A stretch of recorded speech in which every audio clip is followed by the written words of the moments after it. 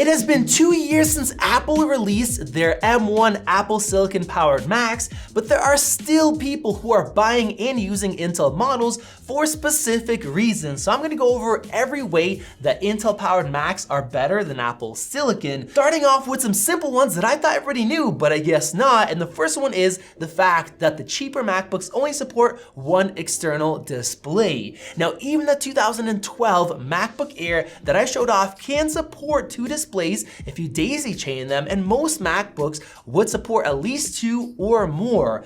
But now you have to spend at least $2,000 to be able to support more than one external display with a MacBook, and that is the 14-inch model. Now, I thought for sure the M2 chips will support two, and that was a limitation with the original M1, but nope, the M2 also doesn't do that. And of course, if you want to hook up external graphics units, well, you also cannot do that with Apple Silicon. So some people are sticking with older ones to have desk setups that have more powerful graphics and multiple displays.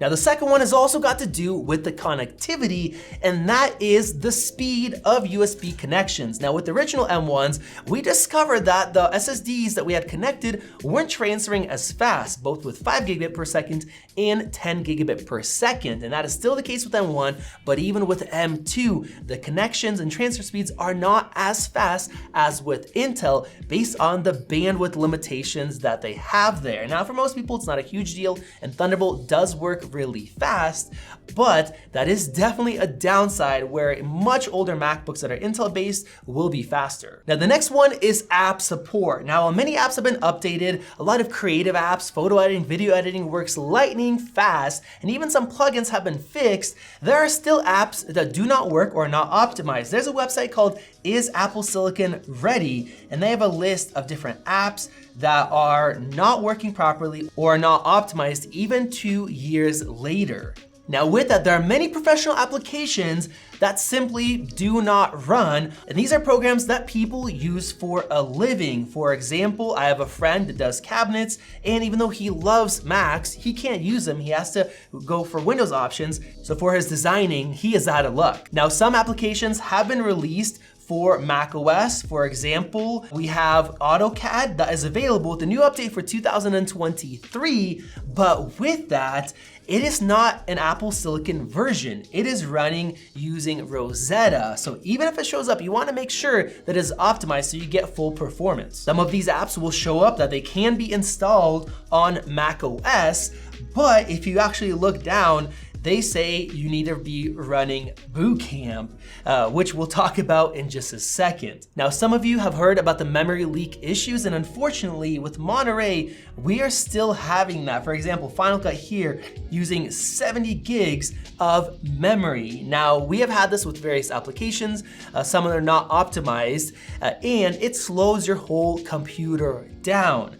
Now, fortunately, there is a great way to help this and speed up your Mac. Check out our sponsor, Clean My Mac X, which I started using about 3 years ago because it is a simple but powerful app that takes seconds to install and use. Their assistant provides personalized tips, and Smart Scan will automatically clean up, protect, and speed up your Mac in seconds, which removed almost 10 gigabytes of my junk files. You can also dive deeper, where I found a bunch of files that I didn't need, along with malware protection and removal, and an installer that doesn't leave leftover files and categorizes apps so I could easily see what I haven't been using, as well as an easy to use auto updater. Optimization and maintenance gives you control to easily fix your system, and Space Lens is super cool, visually showing me large files where I found a 55 gigabyte phone backup that I deleted. Plus, they have a shredder to securely delete sensitive files. Clean My Mac X has been very helpful to have, and I really like their menu,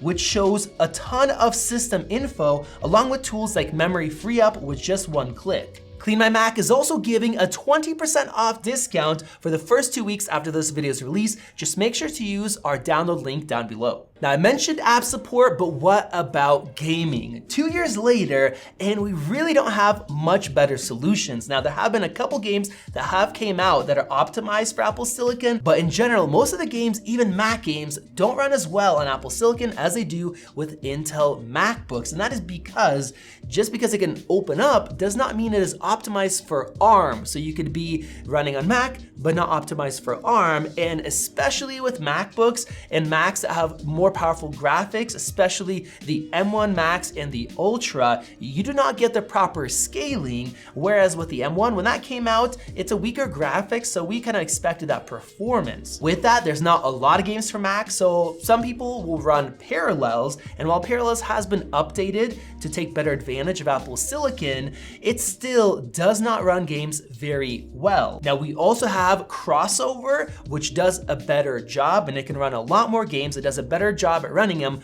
But once again, those games have to run through multiple layers of translation using Rosetta, which once again, the scaling does not work as well because they're not natively written for Apple Silicon. Now, for applications, you guys saw that they're suggesting it can run on Mac but use Boot Camp, but of course, we do not have Boot Camp. And that is one thing that I still wish that we had. It was so great to be able to log into Windows, be able to do all your Windows apps that run properly, and then go back into macOS for those applications, but we do not have that. Now, Parallels, we recommended it, we showed the performance difference, but with Parallels, you have to run the Windows ARM preview, which means that it also does not run Windows applications as well as normal Windows would. So when you're doing that, you have more layers of translation, and even though it's usable, when you do things that need the performance, like for example, AutoCAD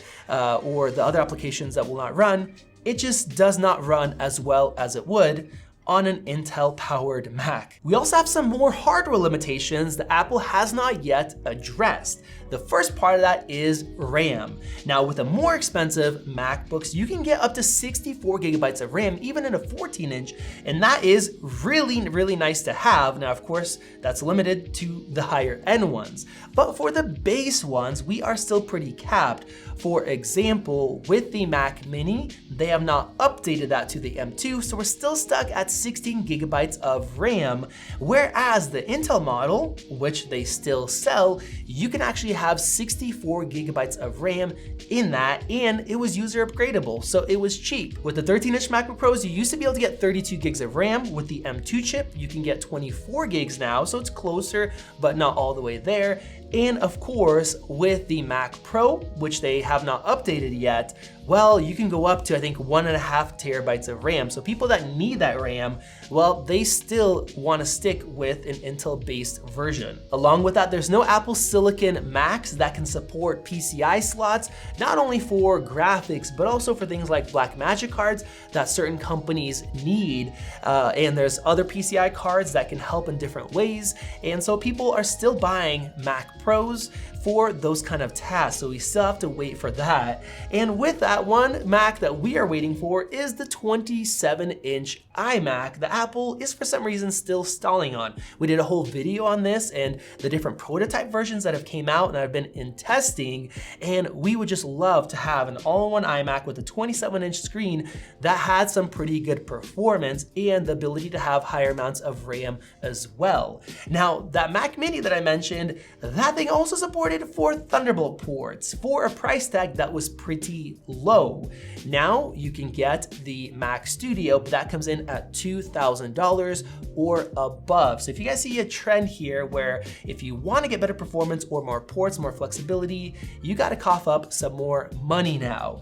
Now, the next thing is prices. Now, of course, the M1 MacBook Air is a killer machine at a great price. Some of the stuff has gotten more expensive. The M2 MacBook Air, also the 14 and 16 inches. The 14 inch is $2,000, so you're spending some more money that way. But the Intel models have dropped a ton in price. You can get the i7 Mac Mini that supports eGPUs and has 4 Thunderbolt ports for $600 now on eBay. And as far as MacBooks, they have dropped like a rock. For example, you can get a 2018 MacBook Air for some crazy low prices, and not only with low storage for bidding, but also buy it nows with 16 gigs of RAM. And this is the model that had a fan that ran pretty well. So if you want to get a great deal, the Intel options are much less expensive now. And the last one that I have is the ability to have a thin and light large screen MacBook. Now, the 15-inch MacBook Pros and even the 16-inch were a lot thinner than the 16-inch Apple Silicon M1 Pro and M1 Max model. Of course, Apple gave back some of the ports, they made it powerful, but a lot of people have been complaining that it's a little too thick and heavy for them. There's even a poll that Luke Miani did that people said they'd rather get a 14-inch if you can get the same performance because the 16 is just too big. And when we ran a poll recently, a lot of people said they got a larger screen MacBook because they just wanted a larger screen size. So personally, I would love to have a 15-inch MacBook Air that is thin and light, has great performance, but doesn't cost as much and is just much easier to take with you. So there you guys go. Those are the top ways that Intel Macs are still better than Apple Silicon ones. Now, of course, overall, the Apple Silicon ones are great, much better battery life features. We've done so many videos about it, but there's still ways that Apple needs to improve both in software, some of the other capabilities, and giving us more options. If you guys have anything else you guys wanted to mention, comment down below. Once again, check out Clean My Mac X. It's a great program. It has been very handy to use and it's low price. Check out the link below. Click above to subscribe. Check out one of those great videos right over there. This has been Max, and I'll see you in the next one.